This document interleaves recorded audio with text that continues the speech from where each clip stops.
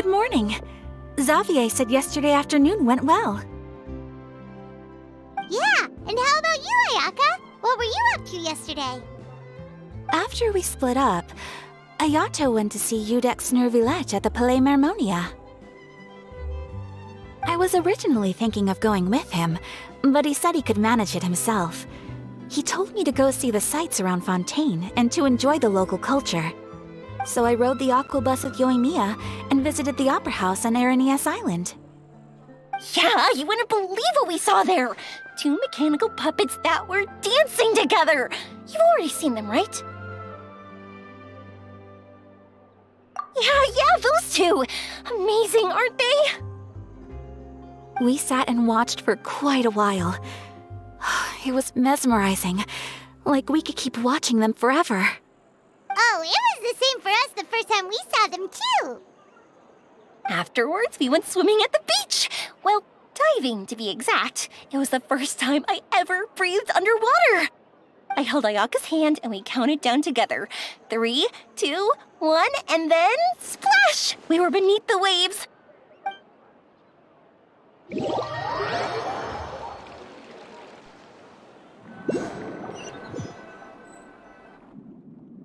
At first, I didn't dare to open my mouth. But once I couldn't hold my breath any longer, I decided to take a big breath in. Turns out the water wasn't as salty as I imagined. It didn't really taste like anything at all. Before I knew it, I was breathing like normal down there. It was an amazing feeling. Ayaka said I was too nervous and needed to loosen my grip. She got used to everything way faster than I did. I knew that the Traveler could do it, so I had no doubt we could do it too. That helped me feel at ease as soon as we dove in. The underwater world in Fontaine truly is beautiful. I love seeing the romaritime flowers blossoming underwater, like little candles lighting up the streets at night. Yeah, and there were so many creatures that we've never seen in Inazuma. Like those fish that shimmer like a sword blade. Whoosh! Oh, and those big fish that call when they see people. Ooh. Oh, you mean hunter's rays and blubber beasts. I just love the name Blubber Beast. Just wait till Pops and the others hear about this. They probably won't believe a word I say.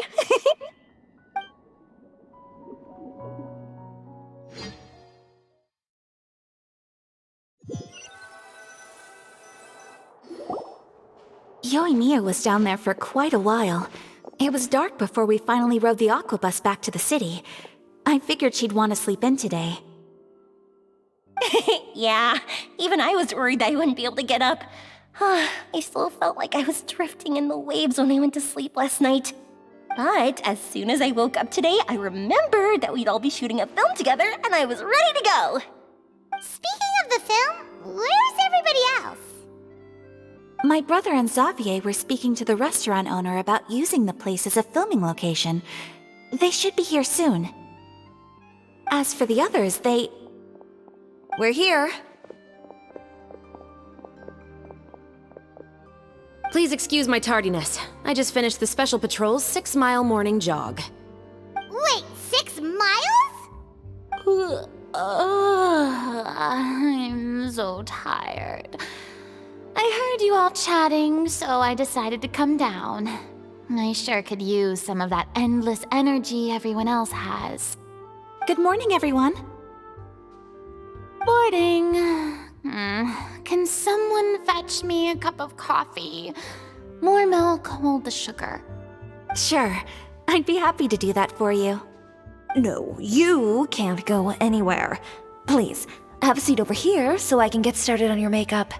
The last thing I want is coffee stains on my costumes. I can get the coffee. It's the perfect job for an assistant.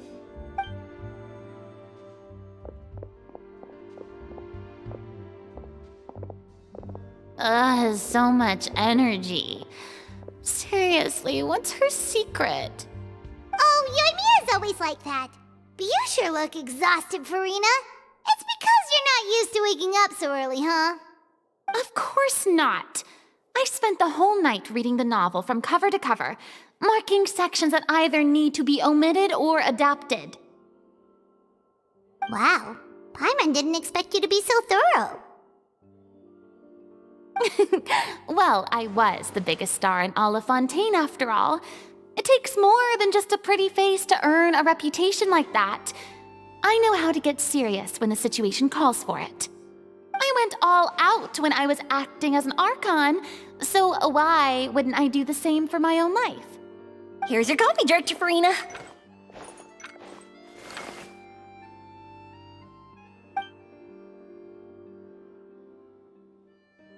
Oh, thank you. The sound of being called director and the aroma of coffee feels almost as refreshing as hearing the birds chirping in the morning. Ah, it seems everyone has managed to arrive on time. We've reached an agreement with the restaurant owner. We are free to use the second floor to shoot our film. Really? That's great! He is really looking forward to our film and hopes that providing his restaurant as a filming location will attract more customers. Well then, Mr. Xavier, I'll leave the rest to you. Okay, thanks. First, I'd like to introduce our new members. This is our prop manager, Veronique. She'll be in charge of all the film's props and items. And this is Bonneau, our lighting technician. He'll be in charge of lighting and illumination to set up each scene's atmosphere. Wow. Sure feels like we have some real professionals joining the crew now. First of all, please allow me to first express my sincerest gratitude to everyone in the crew.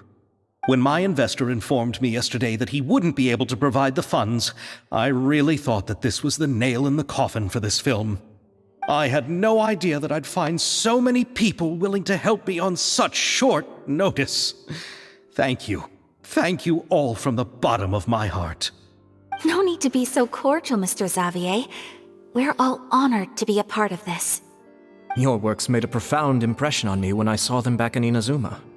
I am sure that someday, this film will be remembered as a prime example of cultural exchange between Fontaine and Inazuma. Yes, the story is the reason I agreed to join. I can't bear to even imagine what this film would look like without the very best director.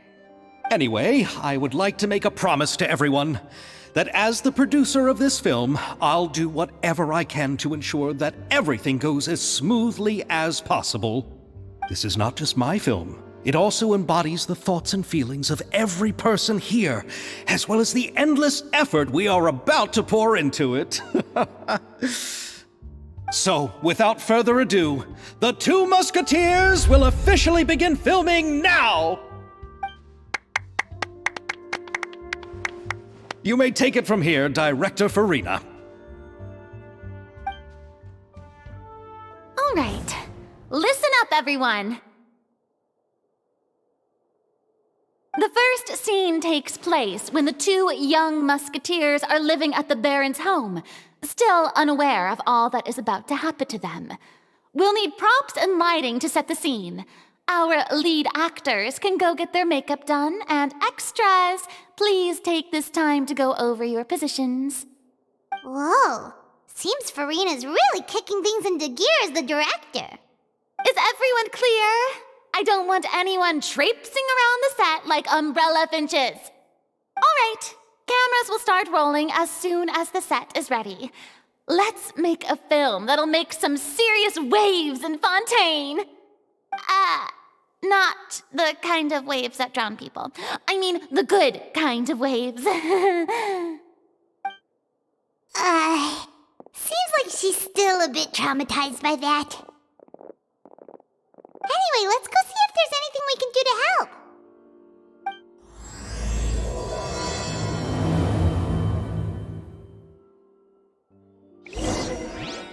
I don't need any help here. Why don't you try asking someone else? Ah, so this is what a musket looks like. Not exactly.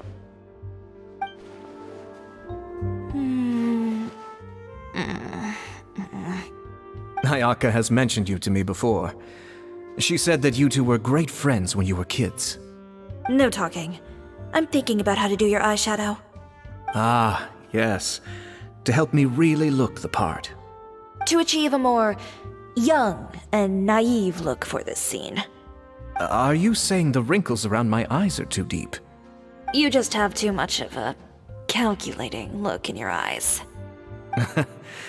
You sure don't mince your words. It seems you really haven't changed much. Quiet.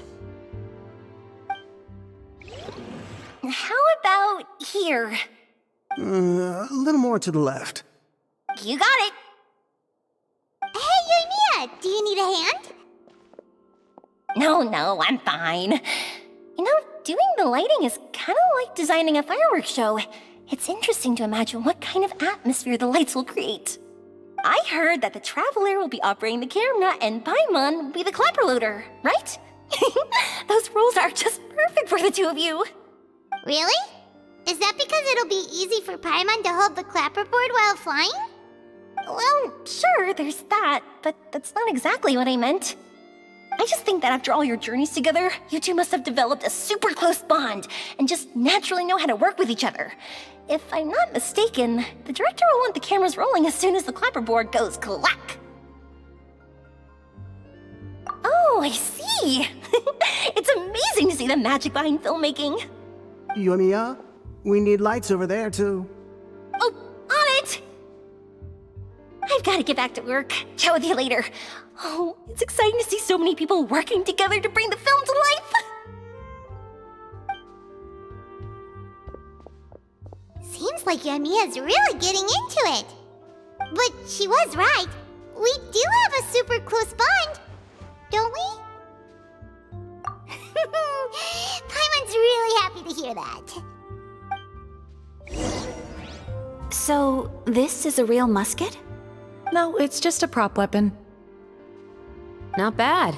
Have you seen a real musket before? Only in books and newspapers.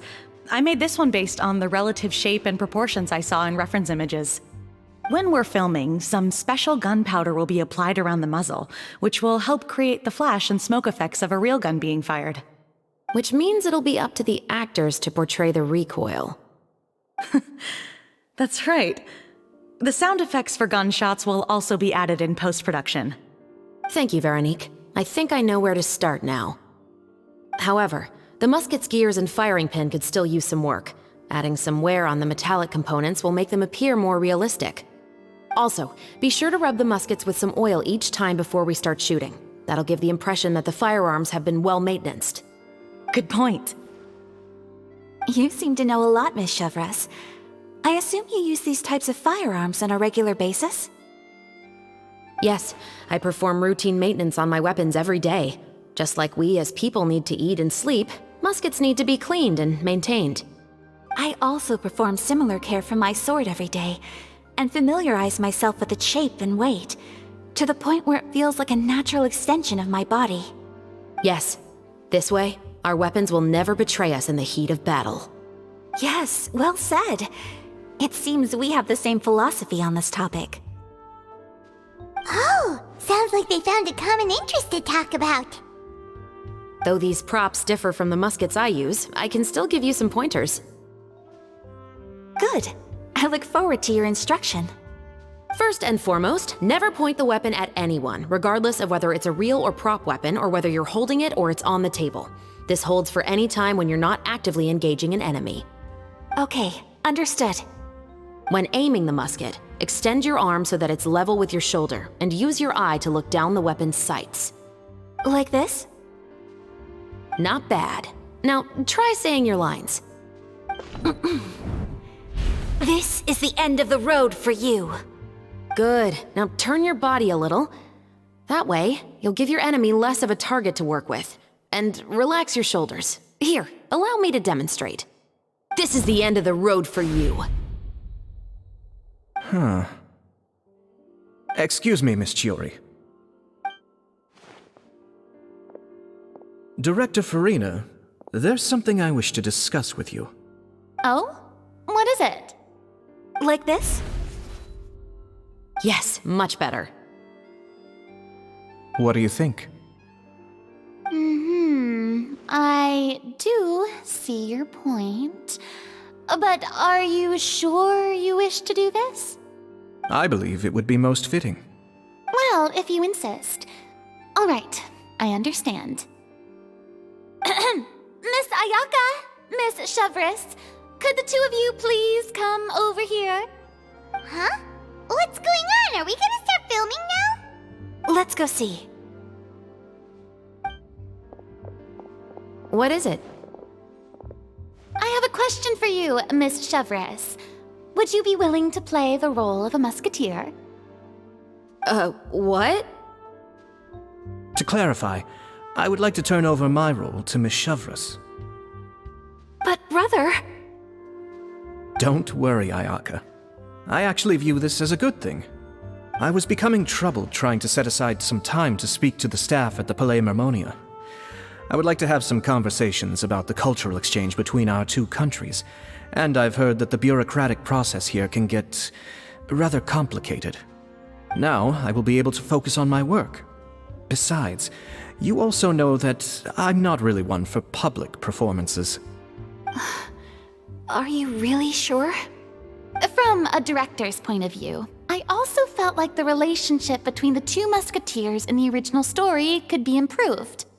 The older brother in the story plays the lead role with his overbearing character, but this causes his character to overshadow that of his sister, and the theme of the two supporting and relying on each other isn't conveyed very well. But if we were to change the siblings to two sisters of a similar age, then that aspect of the story might come through more clearly. Also, I've seen you instructing Ayaka. That cold and dignified personality is exactly what we need for the older musketeer. Of course, even with all these insights, the decision should still be made by Miss Chevres. Chevres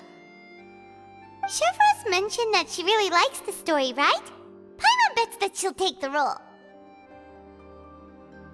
All right, I'll take the role. Good. It's decided then. I'll get started on making edits to the script. We'll also need to make some immediate adjustments to the lighting, props, and costumes. I have a feeling that our adaptation will be even better than the original story. You're doing a great favor for me, Miss Chevres. You have my gratitude. Don't mention it. I like this character, so if anything, I should be the one thanking you. Well, since my brother is the one who brought up the idea, I suppose there's no need to worry. Let's go, Miss Chevres. I look forward to working with you. Please, just call me Chevres.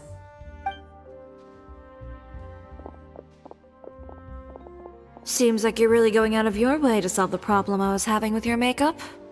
Surely you jest, Chiori. I assure you that I was mostly motivated by a desire to spend more time on formal business.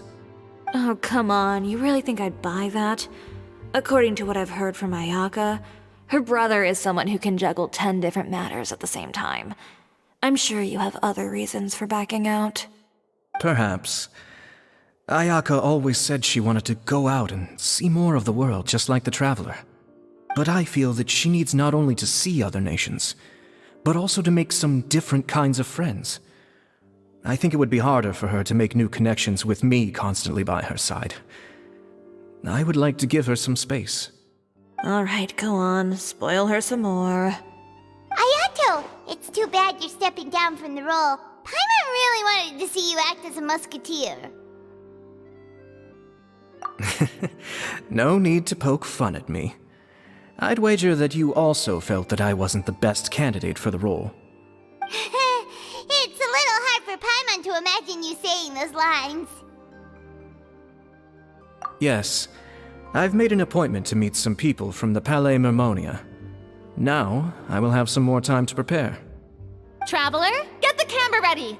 Paimon, get the clapperboard. Actors, to your positions. We're about to start shooting the first scene. Go on now. And please take good care of Ayaka. Yep, don't worry. Thank you. I look forward to seeing the film when it's finished. All right, now that we're all here, let me help set the scene for everyone. The first scene takes place when our two main characters are still living at the Baron's estate. They've been ostracized and verbally abused by others in the household, but they still have no idea why. We want to capture how naive and innocent they are, despite their pain. Chevris will be playing the role of the older sister, Tulip, and Ayaka will be the younger sister, Iris. Be sure to get close-ups of the main characters at the right moment. Silence on the set! Lights! Camera! Action! Let's go! Tulip, Mother's been out for quite a while now. Perhaps she went to pick some flowers on the way home. You know how she loves flowers. Iris, Tulip! I'm home! Mother! You were out for so long, we were beginning to worry about you. I'm sorry, but I'm back now, safe and sound. Here, I brought your favorite treat, apple turnovers. Mother, what are those bruises on your hand? Huh? What bruises? Oh, I must have bumped into something while I was working yesterday. But I didn't notice them this morning.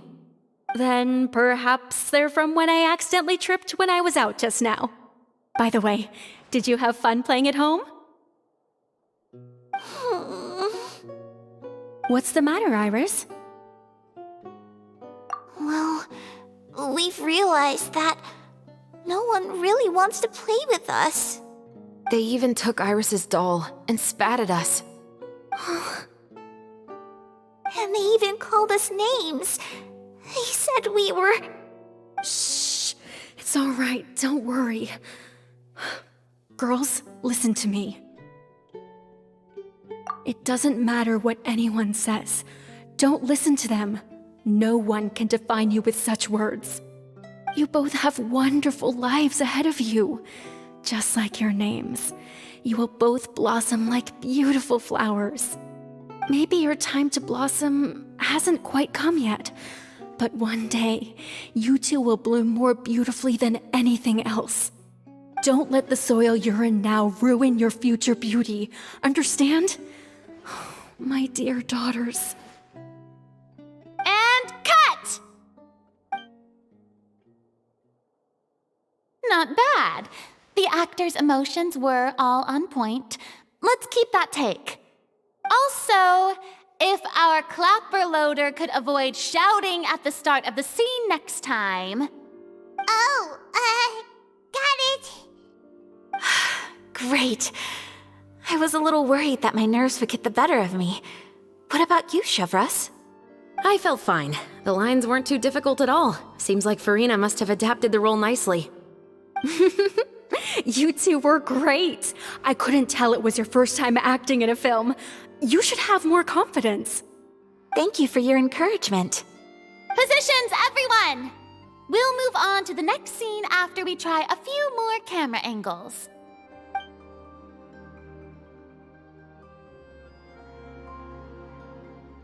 This scene is when our two characters return home, only to discover their mother has been murdered. Ready? Lights! Camera! Action! Mother, we're back! Mother?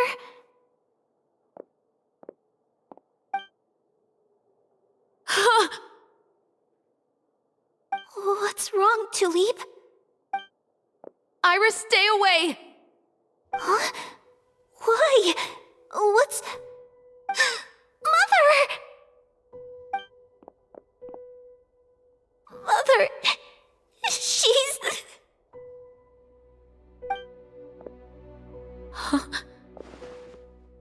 There's poison in this cup. Huh? I could have sworn I've seen this kind of cup before. Those aristocrats. They didn't even try to cover up their actions.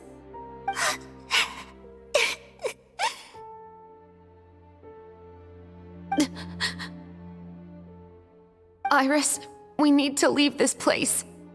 Leave? But now that Mother is gone, where can we even go? Anywhere. All I know is that we can't stay in this house. But are we just going to let them get away with this? We'll have our revenge, I promise you. Just not right now.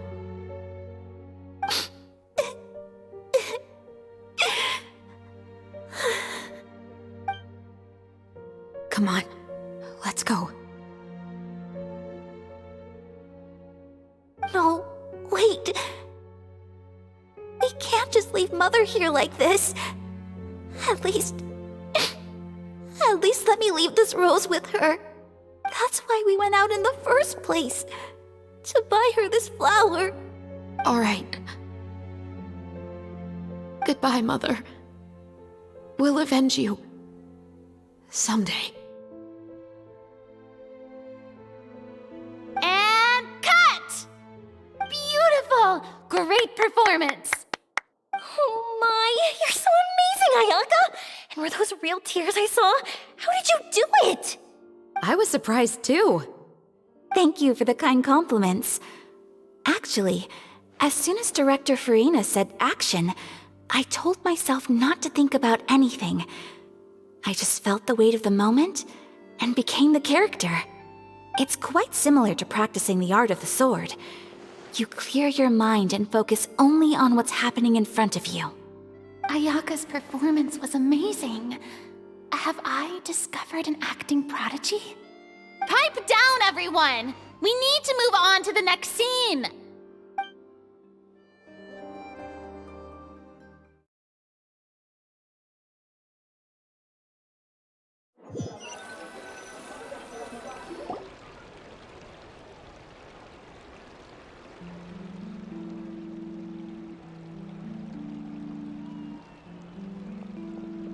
Huh? Are we done already? But Paimon wants to keep playing with the clapperboard. How do you feel, Traveler? Is your arm sore from holding the camera all day? Good work, you two. You too, Shivers. You were quite the actress today. I've read this novel many times before. I have a good grasp of my character's mindset. Anyway, do you remember my request from yesterday? Oh, right! We were having so much fun that Paimon nearly forgot! You have a case where the murders seem really similar to the cases in the novel, right? So, how are they similar exactly? In the story, the main characters grow up to become two musketeers, always using their guns to carry out their revenge. And on each of the victims, they place a rainbow rose as a signal that they've returned. Yes, that's correct. We found rainbow roses just like in the novel. Seems like you're connecting the dots now. Oh, that does sound pretty concerning. Especially after seeing the script today. Oh, now Paimon can't stop wondering what kind of ulterior motive the murderer might have. What do you think, Traveler? You're smart. Paimon wants to hear your thoughts. Good. On behalf of Fontaine's Special Security and Surveillance Patrol, thank you for your dedication to justice. There's no time to lose. We should start investigating right away. Follow me. Huh? Right now? Well, we just got done filming all day. Paimon's so tired. The most valuable intel always comes after nightfall. They are like small, remote islands in the middle of the sea. If you don't stay vigilant, you will pass right by them in the fog. That's how one of my favorite books always puts it, at least. So, where are we going right now? Let's start by checking out some workshops that sell mechanical components. If the culprit is making their own weapons, it's very likely that they'll visit those sort of places. Welcome to LeChaux's Clockwork Workshop. How can I help you? Hello. I'd like to know if anyone has purchased some special components lately. Special components? Sorry, could you be more specific? I mean the kind of components that aren't typically used for clockwork toys, but for firearms. Huh? For firearms? No, we don't sell those sort of things here. Don't misunderstand. I'm not here to cause any trouble. We are merely investigating a case, and we're hoping that you could cooperate. Well, to be completely honest, I'm not even sure what kind of components that would entail. Has anyone ever purchased components here as an individual rather than on behalf of an organization? We have a lot of customers who buy toys, but those who buy components are all regular customers who buy in bulk on behalf of their organization. Is that so? I understand. Thank you for your cooperation. You're welcome. It's the least I can do. Oh, hey, Chevris. Run out of oil for your musket again? Hello, Estelle. I want to know if anyone has come to your shop recently to order some firearm components. Oh, is this another case? Let me think. I don't think so. Some people have requested that I make some prop guns for the Fontenalia Film Festival, but I refused all of those requests. Oh? Why's that? Because there's no profit! I only make things here that can do some real heavy lifting. I don't have the energy to make some new molds just for the festival. Then has anybody come specifically looking for mechanical components? Well, I usually sell off my scrap to the Fleuve Cendre. I don't typically give them to one specific person. I understand. Thanks for your cooperation. Don't mention it. Always happy to have the Musketeers' patronage. Seems like we haven't found any leads to go off yet. Yeah, unfortunately. All right, let's head to Fleuve Cendre next. Huh? Are you sure? People might not be so thrilled to see the captain of the special patrol there. You think so, huh? Then I guess you don't know. Huh? Know what? That I grew up in Fleuve Cendre. It's been a while, Tetro. Please, just get on with your request. I want to know if you've heard anybody talking about muskets lately.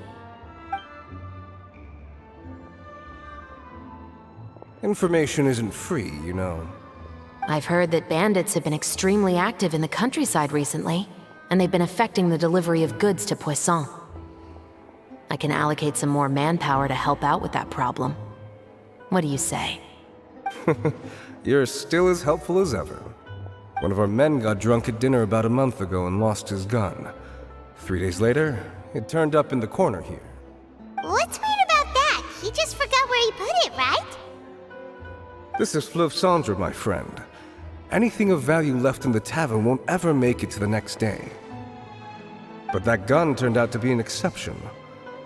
It didn't get any new wear and tear on it, and didn't even appear to have been fired. We were quite mystified as to what could have happened. I suspect it came back because the weapon was already known to the guards. You mean, a criminal was afraid the Marechaussee Phantom would use the shot marks to track them down? Maybe. But if that's the case, the culprit really took great care to avoid getting caught. I didn't say anything about a criminal. In Fleuve Cendre, knowing who was killed is as easy as knowing what clothes you're wearing today. It's the guy living in the east side, isn't it? I've never liked him. Every time he's here, he just orders a drink and sits there with a nasty look in his eyes. So, who was the one who lost the gun in the first place? Don't bother. Even if you ask, he wouldn't admit to owning a gun to some strangers. Not to mention the captain of the Special Security and Surveillance Patrol. He's right. I know you grew up here, Chevris. Even though you're on good terms with the Spina, you've still been gone too long. Not many people know you here now, and a lot of people don't like the Special Patrol. I know. So take my advice and don't show your face too much around here. It's for your own safety. I'll come and go as I please, and I'm afraid I'll be appearing more often due to my work. All right. Don't say I didn't warn you. Hello, I'd like to ask some questions. I don't know anything. Don't worry, I'm not here to arrest anybody. You say that now. It's the truth. Here, take this as my guarantee. Wait, did Paimon just see what she thinks she saw? Is the captain of the Special Patrol bribing a citizen? Seems you're different from the other guards. What do you want to know? Have you heard anything related to Muskets in Fleuve Cendre lately? Anything at all? Muskets, huh? All I know is that about 2 weeks ago, we started hearing some loud noises at night. So loud that it's been waking me up. Were they gunshots?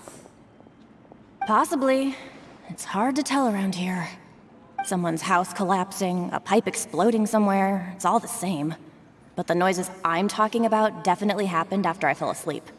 Do you know where the noises were coming from? I don't remember clearly. Is it that you don't remember, or that you need to think about it some more? You tell me. Then please, think about it some more. She's giving her even more Mora! The noises came from the end of the southern waterway. I came out and had a look for myself when I wasn't sleeping well, but I didn't dare get too close. That's all I know. All right, I'll take your word for it. Thanks for the pâte de fruits.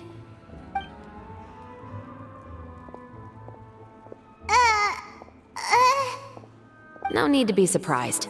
I grew up here, remember? I know how to get people around here to talk. My apologies, I'm all out of sweets. Though I do have some other tempting snacks in my custody. Fries, fried chicken, and even onion rings. But taking care of junk food is my responsibility. You're better off sticking to your normal, nutritious diet. Now then, let's keep going. What's all this? Some broken planks and barrels, as well as some liquor bottles? Yes, but have a closer look, Paimon. Even though somebody has purposefully tried to clean them up, these are obviously marks from musket bullets. In other words, someone was here trying to improve their shot. They were using the barrels and bottles for target practice. Could it have been the killer? Your guess is as good as mine. Although many people at Fleuve Cendre own guns, few hide the fact from others. And even fewer would go to such lengths to hide markings from practice shots. Anyway, let's go. There might be more to this.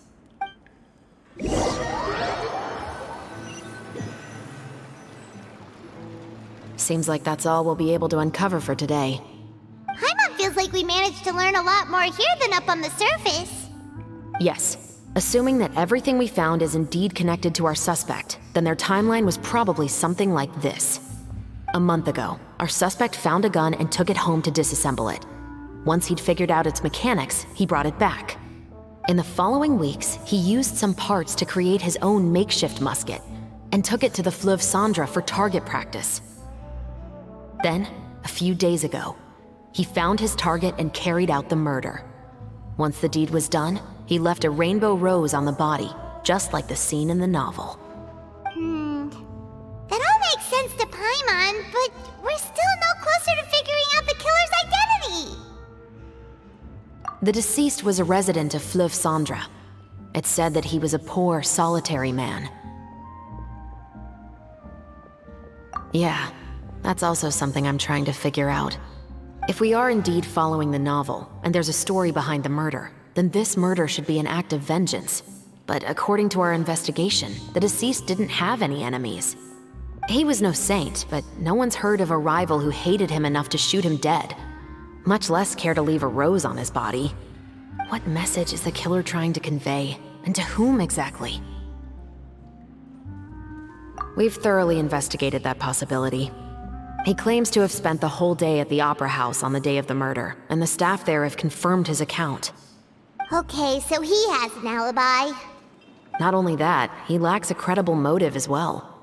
He has a family of his own, and both of his parents are still alive. I've looked into his records. He was adopted at the age of 6, and all the proper procedures were followed. There are also records of him at an orphanage before then. In the story, the mother of the 2 musketeers was murdered after the children turned 10. Of course, he could have changed the children's ages, but I don't want to assume anything without evidence. More importantly, I've also had a chat with him in person. He didn't seem like the kind of person who would pull the trigger to kill a man. Then, what should we do now? We have all this new information, but it doesn't help us move forward. Investigations take time. I didn't expect us to catch the culprit in just a single day. How about this? Let's spend the next few days filming with the crew. We can continue the investigation once we're done with the film. I'm sure that given time, new leads will present themselves. Wait, but weren't you saying Intel is like small, remote islands in the middle of the sea just a moment ago? Wouldn't you just miss them if you were to stop looking? Ah, but the book had more than one reference to the islands, Paimon. Oh? What else did it say then? As long as you spend enough time sailing through the fog, you'll eventually come across an island.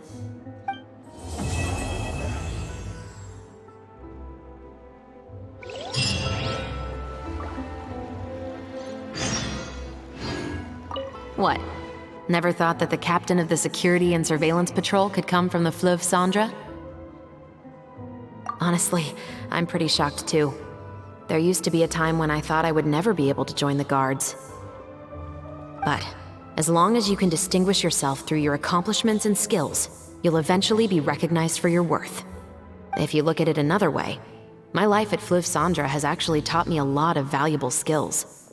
Skills like how to barter with criminals or how to think in their shoes. Of course, I'd appreciate it if you could keep this a secret between us.